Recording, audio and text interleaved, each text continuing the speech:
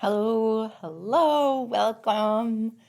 Welcome back to the third installment of Alchemizing 2020. So, if you're anything like me,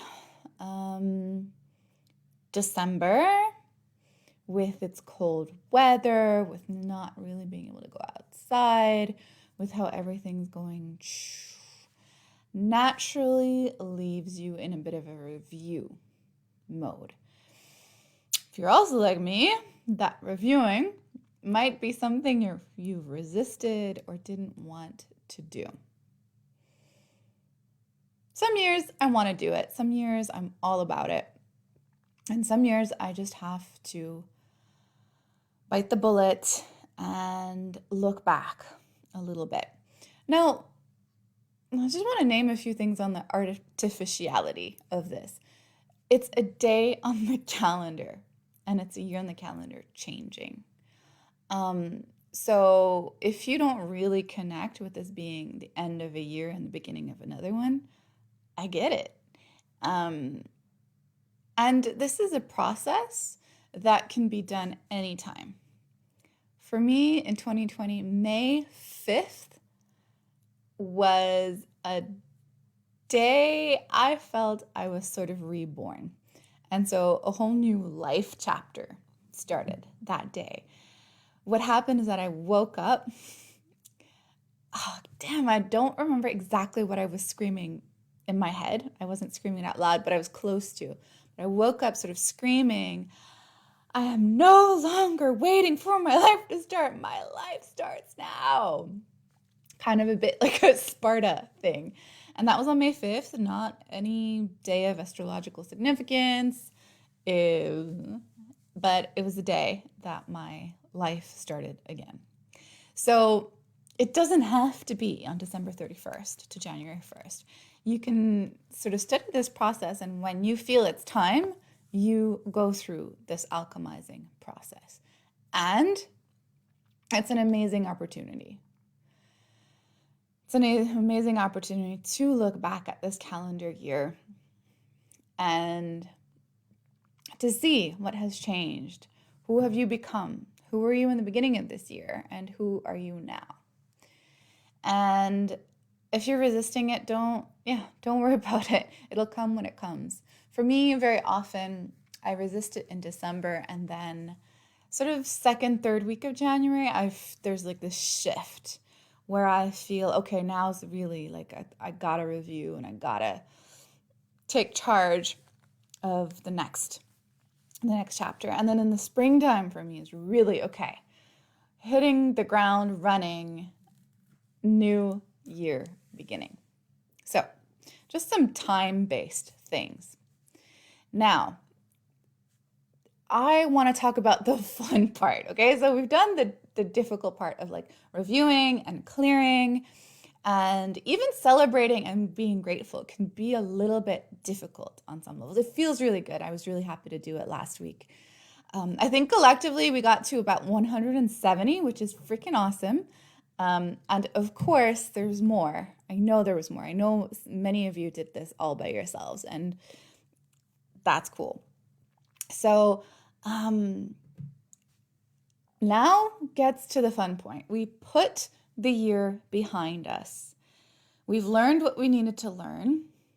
Our nervous systems are sort of in a calmer place because nothing is coming to our attention. And we get to set some intentions for the new year. And intentions are powerful. I like to understand in this way. So if we're in a world where everything is energy, and we are in a world where everything is energy, everything is vibrating information, and everything is in a sort of system where information locks into other information, which creates a bigger system of information, etc., etc., etc. And then within all of those systems, there's like a directionality. And we get to influence all of this energy with our intention. And we get to use our intention 1,000,000 times a day. It's It's not something we just do once a year or once every new moon or full moon. We get to do this. This is one of the best parts of being human, one of the best parts of being alive, is that we get to have a say in the directionality of the energy that is us and the energy that we're putting out into the world, how we're organizing our thoughts, emotions, sensations, actions. All of that is creating a vibrational signature that will call in things that are a match to that. And this is sort of the basis of manifestations, the basis of the law of attraction. And so intention, when you bring it in every day, so on the beginning of your workday, setting clear intentions. Why are you doing this work today? What is important about it? All of that sort of brings all the straggly energy streams into this fold, making your day go a lot smoother. When you're having a meal with your family or your friends, setting some intentions around that also makes the energy go from a lot more scattered to it has a directionality. So you put an intention of, I want us to really come together around this meal, have some deep conversations, and leave a little bit wiser than when we came to the table. Let's say you put those 3 intentions. It's going to guide what questions you ask, how you respond to what other people bring. It's going to guide how much attention you put into the meal, into the food, into the preparation, how you present it. All of that is going to be guided by your intention. So intentions, what I'm trying to say is that they are powerful. And so to set some intentions in the beginning of the year, where we find ourselves, almost. I designed this so that you would have some time. Like if you're listening to this one and you haven't done your clearing, don't worry. Like just go see the other videos. It's not a big deal. Or just do a quick review. Maybe you're just ready to jump into the intention setting right away. Maybe you don't have a lot to clear or celebrate. And that's perfectly fine. But when you are ready to set your intentions, you're not processing, you're not in an active storm of your 2020 year anymore, and you're ready. I recommend that you set your intentions from a place of being in your body, or really in there. Why? Because an intention that is a simple thought form does not have the same energetic weight as an intention that your whole being can get behind. Same for an intention that you're setting out of obligation, or because you think you should, or because it matches who you think you are. An intention like that is a little bit more flimsy, a little bit thinner. So the place that you're in when you're setting your intentions to make them the most powerful matters. So you want to come from a place of safety, of being in your body. And it's sort of a communication to your whole being, that you're taking your whole being into account as you're making an intention. And here's the truth. We get stuck because we have different intentions running in different directions. So, quick example, you want to start a blog this year. Intention, start blog. What's behind that intention is you want to express yourself, you want to build a community, and a lot of you is going in that direction. But there's another part of you that is just terrified of being visible, sort of your inner child swimming directly counter to that. So swimming directly to, no, I don't want to be visible. I don't want anybody to have any kind of an opening to criticizing me, because if I'm criticized, I die. And so you got a counter intention. And you got another intention. It's like, oh, I want to do 6,000 other things. And they're all swimming in different directions. So we get stuck because the energy's directionality isn't powerful enough to move us in the direction we want to go. Actually, we're always moving in the direction of all our intentions. It's just that some of them are unconscious. Some of them are protecting us. Some of them are just scattered and not well formulated for ourselves. So, starting with being fully in your body while you're setting those intentions allows you to catch the parts of you that are not in alignment. Excuse me, I swallowed myself wrong. That are not in alignment with that intention you're setting. By getting really, really, really safe first, you're also making sure that the parts of you that are going to protect against your intention are nowhere to be found or are easy to handle when they do show up. So those two prerequisites can be really easy to ignore. It's a little bit more work, but they are really, truly foundational because having those two in the get-go will guarantee that your intentions are going to be longer lasting and more powerful. So I've got a ring light going on and when I wear my glasses you can see it, but I do want to check who's here and if you have any questions so far. So I'll be like putting them on and off. I see there's 2 people here. That's awesome. So safety, getting in your body.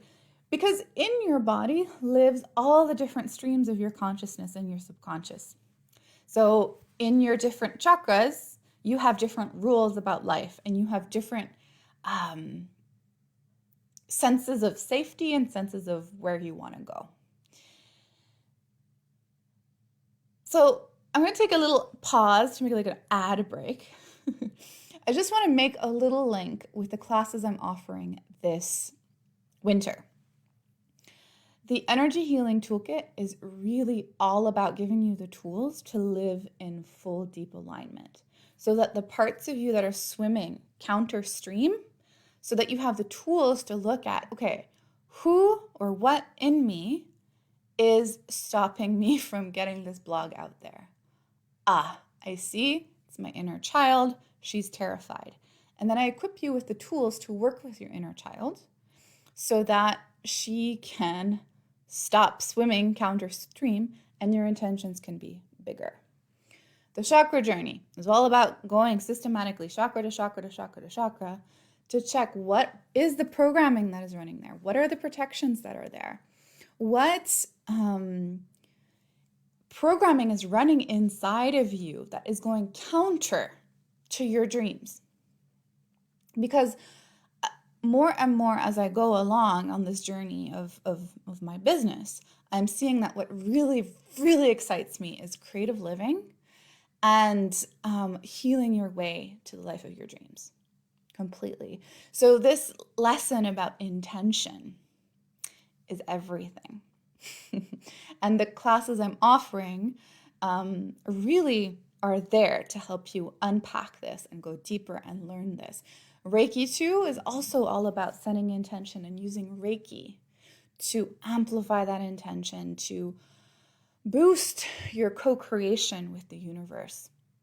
If you want to do Reiki 2, but you haven't done Reiki 1, there is time for us to do an individual Reiki 1 program. Just saying. So I'm seeing if there's any comments. No, but I see there's 5 people here now. That's really cool. Welcome, welcome. Let me just check in a different way.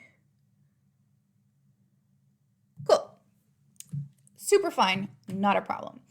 So first, we just get really freaking aligned. And the best way to do that is get into your body and know something for certain.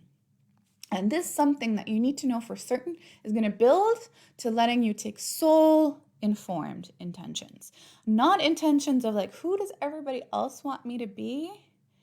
And then that'll make me suffer less and make me feel a little bit more safe. And it'll be easy to be nice. And nobody will be mad at me. And I'll be okay. I'm exaggerating, but I know for a fact that's a narrative that a lot of us have going on in the back of our minds. And it's time for that to stop. We are not doing anybody any service with that. Like, done. If you want to be in my field, you got to be ready to be done with that. Not that I'm saying it's not okay for you to have that. I have that hugely. I have that a lot.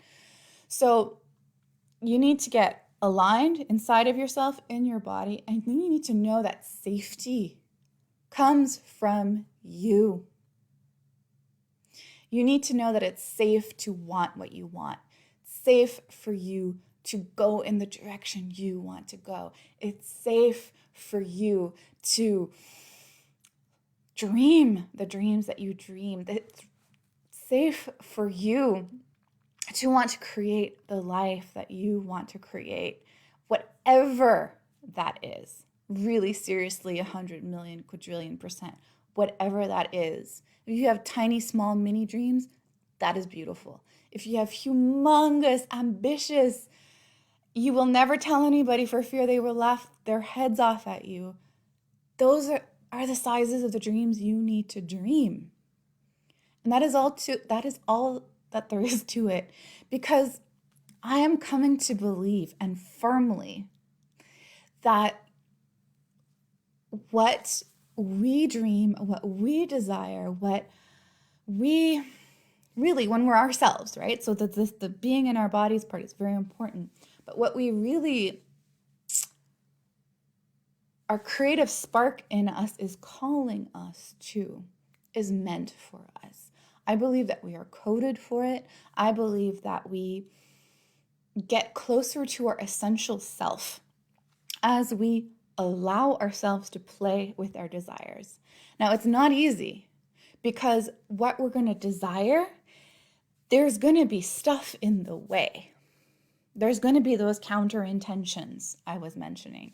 There's going to be those places in you that do not feel safe.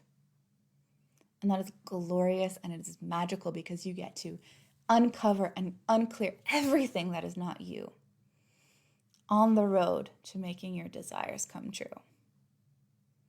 So coming into a place where you know all of this, that what I desire is for me. And I don't need to be ashamed about it. I also don't need to scream it off the rooftops. That is also not necessary. But from that place, we can talk about, what is it that you desire? What intentions do you want to set? Hey, Karen. Yeah. Cool. Yes, you will absolutely create and find your alignment again, especially create, because it's that we're clearing and we're cleaning and we're busting out of the limitations that just creep back in. Living a conscious life is not an easy endeavor. I know you all know this. It is not easy. Okay, see another comment popping up. You know how much I believe in these words I am saying, but the way I'm saying it is magical. Thank you, Amaya. Thank you. I'm doing a truth rant. And it's feeling really good. And the reason my passion is coming through so much is because I worked through another chunk of this the last 5 days or so. There's always these places in our life where we pretend that being completely true doesn't matter as much as keeping the peace, doesn't matter as much as letting yourself be taken on the roller coaster of life. And in the long run, that does not serve neither you nor anybody else, because you are robbing them from who you are. And the greatest gift you have is to give yourself the way that it is, with the desires that you have, with the dreams that you dream, with the truth that you hold. There's nothing greater that you can give this world than that. So, all of this is just laying the groundwork. Feel it tingling, feel it in your bones, feel it all the way down into your roots, all the way down into your pleasure centers, all the way down. And from there, you're going to ask yourself some questions. And these questions are big questions. They're soul questions. And they're not the ones you might think of. What you're coded for is what moves you. So you can ask the question of what breaks my heart? What breaks my heart? What shatters it in a million pieces? Because that is where a lot of your creative magic lies. What is something that I cannot stand in the world? So for me, seeing people not understand each other is something that I find cripplingly painful. And that is part of my journey. My journey is part of learning to communicate and learning to stand proud and tall in who you are. And so my intentions for the year might want to connect to that because that's very, very true to me. You might want to ask, what pisses me off? That too. Like it's what moves you. What do I feel powerless around? That's an amazing opportunity to look at. Something that moves you, but you've given your power away. And you get to take it back and do something in your very specific little way. So that is approaching it from the painful side. But you can also approach it from the joyful side. What gives me immense joy? What are the little things that will make my day? What will make my heart sing? What is it that when somebody thanks me for that, I know I'm doing what I'm supposed to be doing? And if any of these come to mind as I'm speaking, drop them in the comments. I'll wear my glasses. It's worth it. What do I most want to feel? That is another extremely powerful question. What is behind everything that I do? Why do I go live on Wednesday nights when I could be doing something else? Why do I teach these things? What is it that I want to feel behind it? Well, I want to feel inspired. I want to feel connected. I want to feel expressed. Ooh, that one's good. I want to feel expressed. I want to feel free. I want to feel alive and expressed. So I'm saying a few and I'm noticing there's like a resonance and some of those are alive and expressed for me. Oh yeah. What is behind the little things that you do? Like if you enjoy crafts and doing things with your hands, what is the feeling you get when you do that? Is it sort of a creativity? Is there a calm, a serenity, a love that gets expressed? What do you most want to feel? And a mistake we often make when we set intentions is we think like the external things. Like, oh, I want to lose, like the classic ones, like lose X amount of pounds. And what else are like the classic New Year's resolutions? Empower the next generation of women, starting with your girls and never stopping. My heart feels like it's going to burst every time I think about it. That is a clear sign, Amaya. Exactly.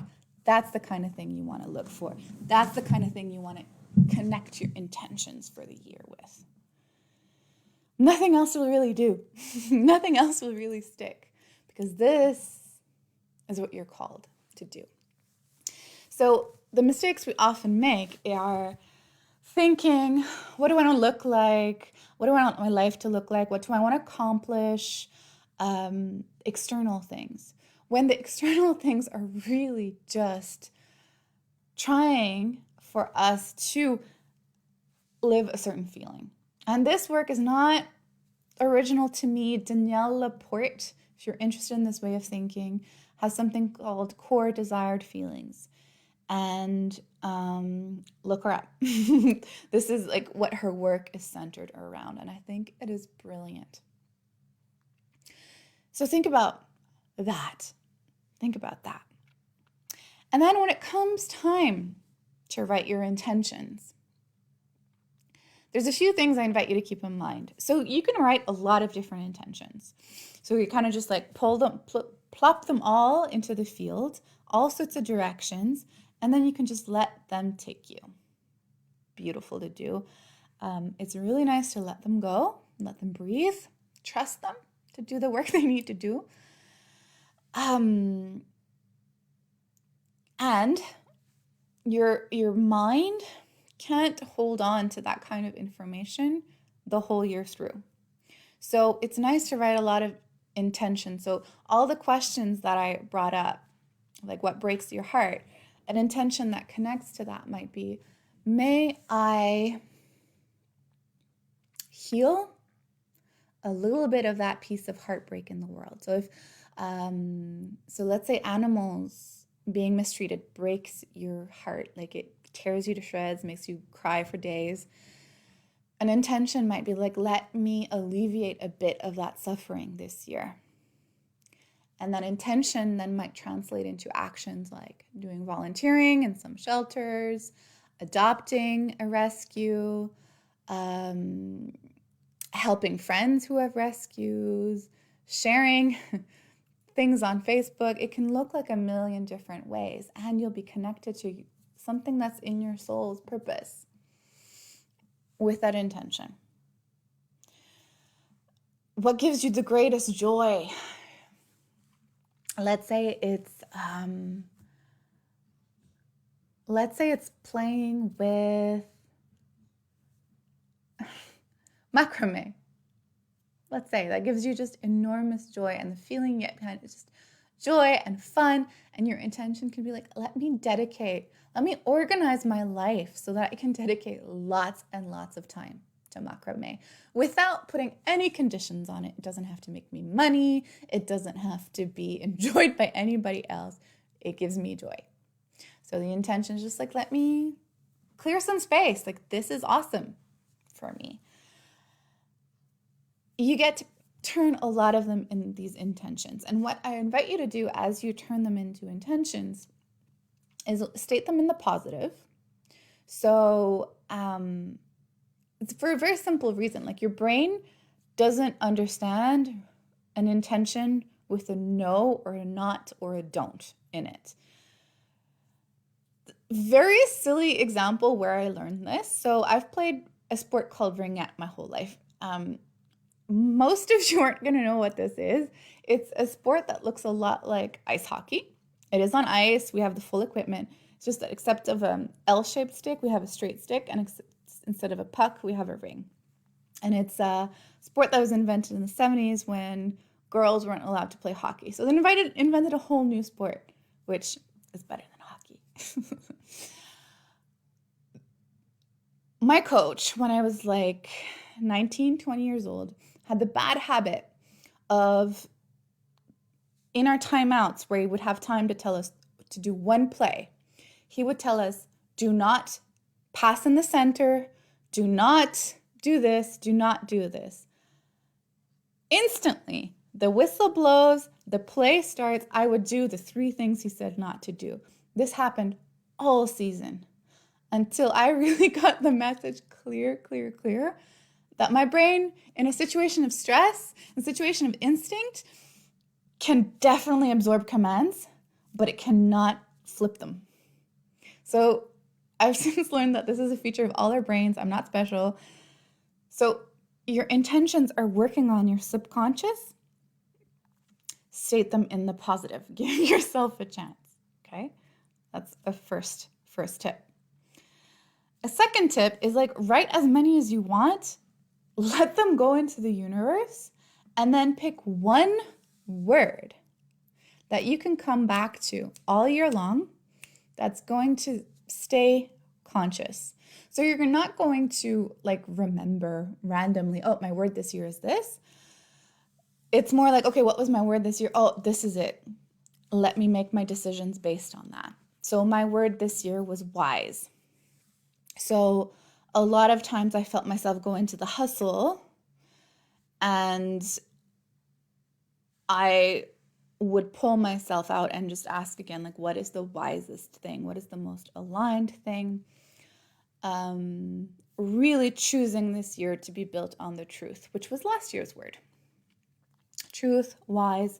And this year I'm looking for a crown chakra word that will encapsulate my other intentions for this year, what I really, really want to embody this year. And I think I have a good contender. I'm just really scared and nervous about it. So I'm going to have to get really safe and clear and embodied. And from that place, check if that word excites me or not. Because if it scares you, it doesn't mean it's a bad thing. It just means there's some clearing that's going to be invited. So those are the tips for writing your intentions. I do invite you to find one word. Those of you listening right now, do you already have some contenders? Do you have that practice already of finding one word? While I wait for your answers, I'm going to talk a little bit more about... It so disappeared, like instantly. I guess I'm not going to talk about it. It's kind of funny. I'll put on my glasses and see if there's comments instead. Not yet. Yes, okay, I remember.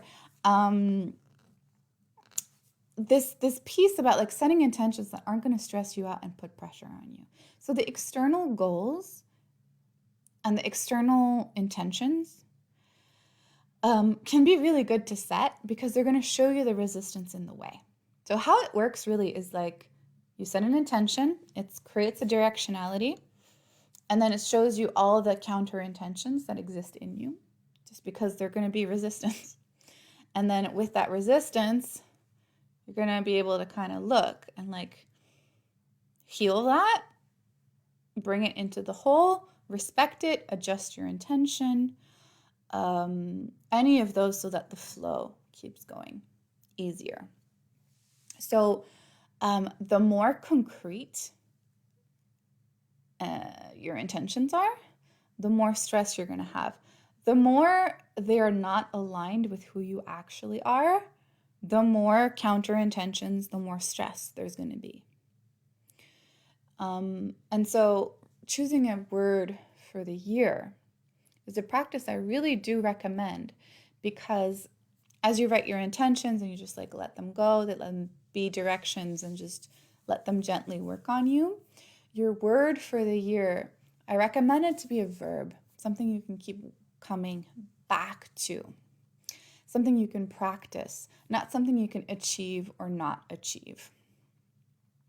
Really more like a directionality of like which courses you're going to take this year, where are you going to go for vacation, how are you going to approach your work this year? Like let it be a verb that you can bring into every single place of your life. And when it's like that, there's less like, oh, you're not achieving it, resistance coming back at you. So I think that's kind of what I had to say today. I look forward to discussing with you in the group what your intentions are going to be this year. Can you let them go? Can you not hold them so tightly? And what is the verb that you want to practice? So again, I put on my glasses. Okay. Cool. So I think like 5 people have been here throughout today, which is really exciting. I'm really grateful for you to be here. I would love to chat a bit. Oh, calm. Yes, serene. I hadn't seen your comment yet, Karen. Yep. Yeah, calm, serene. So I'll just like hang out a little bit more and see if there's anything anybody's typing, I'd love to hang out. I'd love to chat.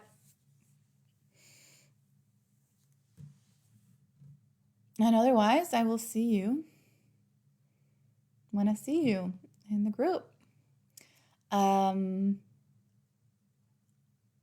If this kind of thing excites you like it excites me, seriously, the courses I'm offering this winter are all in alignment with this kind of thing. They're still at 15% off until the 5th. After that, they are going back to full price. For Chakra Journey, so there's quite a few people really seriously thinking about it. So I know there's one place fully still there for real. 1 to 3 spots. For Healing Journey, there's room, and for Reiki 2, that only starts in February. But if you know you want to do it, like, now's the time to sign up because it is a whole $60 off. Okay, I see no comments, so I wish you a wonderful, wonderful evening. Bye.